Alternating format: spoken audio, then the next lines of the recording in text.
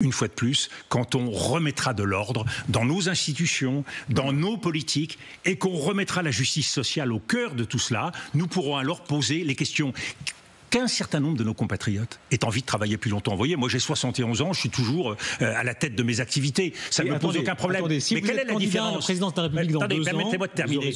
Quelle est la différence entre ma situation et celle de beaucoup de Français? C'est que moi, j'ai pas le dos brisé par des charges lourdes. Je n'ai pas eu des postures qui m'ont conduit à avoir toutes sortes de limbagos. Je n'ai pas traité au quotidien des produits chimiques. Quand vous pensez que ces 3 facteurs que j'ai cités ne font pas partie aujourd'hui des critères de pénibilité, vous vous dites vraiment qu'il y a quelque chose qui est mal fait dans la République. Dominique de Villepin, est-ce que vous êtes en campagne pour la présidence de la République? Vous pensez que je vais vous donner la réponse aujourd'hui? C'est pas la question que se posent les Français. Moi, je réponds pas à M. Rochebin. Mais parce qu'ils ne sont pas là-dedans.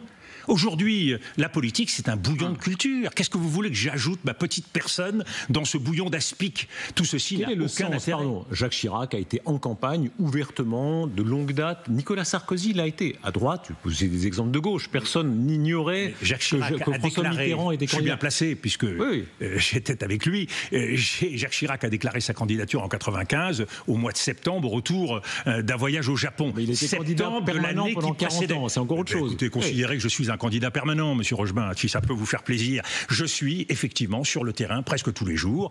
J'étais à Châteaudun, j'étais dans le Vexin français, j'étais à Mulhouse, j'étais à Marseille, j'étais à Toulouse.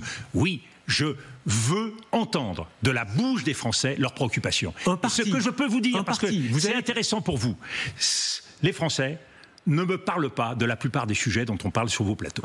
Ne me parle pas de cela. Pas de ces petites histoires, pas de ces rivalités, pas de tous ces, toutes ces querelles. On a parlé des retraites, toutes ces querelles. Oui, mais ça veut dire quoi? Ça veut dire que les Français, eux, ils se débattent au quotidien avec des problèmes de pouvoir d'achat, avec des problèmes de fin de mois, avec des inquiétudes en matière sociale, où trouver une maison de santé proche, comment avoir un rendez-vous chez le dentiste à moins de 8 mois. Ça, c'est la préoccupation des Français. Et ça, c'est gouverner. Or, le président de la République a bien fait de le rappeler au gouvernement. Gouverner, c'est répondre aux Français. Et moi, je me permettrai de dire au président, présidez davantage. Et nous serons tous beaucoup plus heureux.